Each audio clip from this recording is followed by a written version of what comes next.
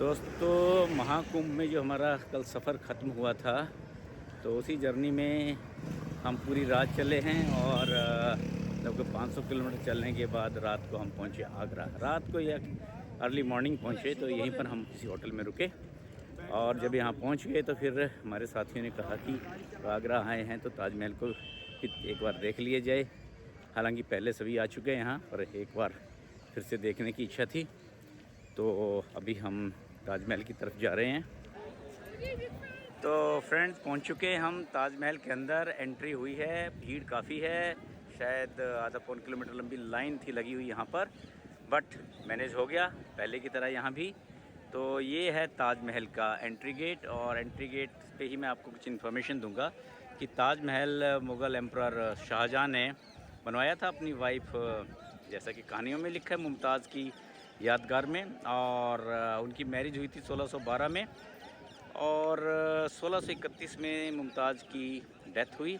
उसके बाद उन्होंने उसकी यादगार में ये बनाया, और सन 1666 में इसको कंप्लीट किया गया। तो ये एक इंट्रोडक्टरी नोट है। मैं बताना चाहूँगा कि इस की ऊंचाई लगभग 55 मीटर है, और जो लगभग 180 फीट के करीब बनती है। और उस वक्त इस पर लगभग 400 लाख रुपया खर्च हुआ था, और इसकी कंप्लीशन जो हुई थी वो हुई थी 1648 में।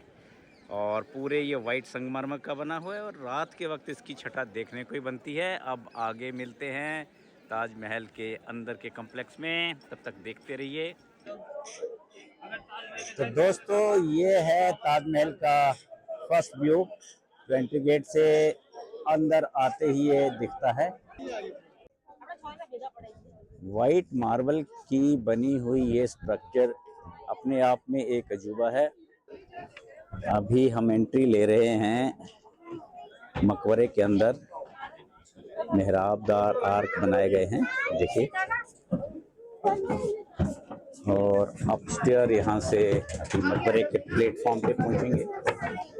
आमतौर पर जो पहले मुगलिया स्ट्रक्चर बनाए जाते थे और हिंदू आर्किटेक्चर में जो मंदिर वगैरह बनाए जाते थे, प्रॉपर एक रेज प्लेटफॉर्म के ऊपर बनाए जाते थे, और जमीन से काफ़ी ऊंचाई रखी जाती थी ताकि वहाँ से उसका एक तो व्यू अच्छा बने, स्ट्रक्चर मजबूत बने, और तल से थोड़ा ऊंचा रहे। अब हम पहुंचे हैं ताजमहल के प्लेटफॉर्म पे।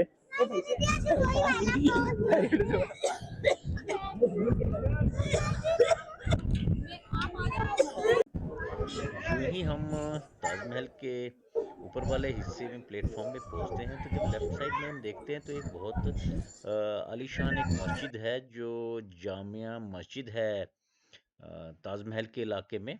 और इसकी जो तामीर करवाई थी वो शाहजहां की सबसे बड़ी बेटी जहान आरा बेगम द्वारा करवाई गई थी, इसलिए इसे जहानुमा मस्जिद भी कहते हैं। और इसकी तामीर 1648 में करवाई गई थी। वाकई इसके जो मीनार और मेहराब बनाए हुए हैं, आर्किटेक्ट है वो एक बहुत ही नायाब है।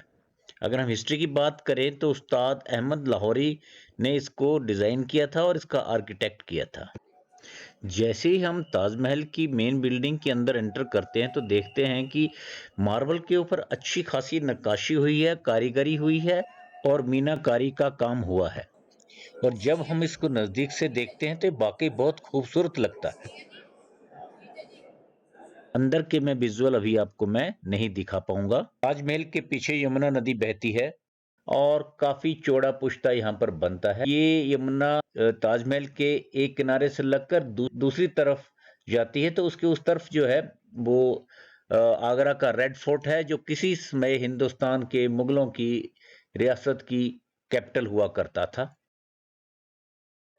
ताजमहल को बनाते वक्त इसके ईस्टर्न और वेस्टर्न दोनों हिस्सों की सिनोनिमिटी का ख्याल रखा गया है।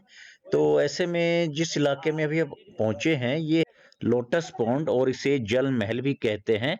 इसका निर्माण भी ताजमहल के बनावट के आसपास ही हुआ। जल महल के आगे के इलाके में जो एक स्ट्रक्चर बनी हुई है वो ताज म्यूजियम है, हालांकि हम यहाँ गए नहीं।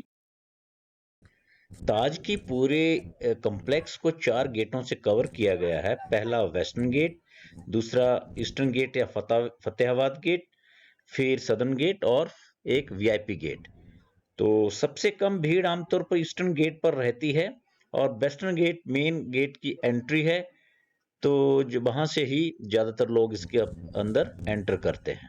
सदर्न गेट को एग्जिट गेट के तौर पर भी जाना जाता है। ताज कॉम्प्लेक्स के अंदर ग्रीनरी का काफी ख्याल रखा गया है और बड़े बड़े खूबसूरत पेड़ लगाए गए हैं। ऐसे में ताज की खूबसूरती देखते बनती है। तो अल्टीमेटली हमारी आगरा की जर्नी भी ख़त्म हुई और ताजमहल का बड़ा शॉर्ट टूर था ये। अचानक ही बना था, ऐसा कोई प्लान पहले से था नहीं, लेकिन फिर भी जो भी रहा अच्छा रहा। उम्मीद है आपको भी पसंद आया होगा। तो इस सफ़र का ये ब्लॉग आखिरी पार्ट है, तो उम्मीद है आपको पसंद आया होगा। मिलते हैं एक नए सफ़र में, तब तक वीडियो देखें, लाइक करें, शेयर करें, सब्सक्राइब करें। Thank you.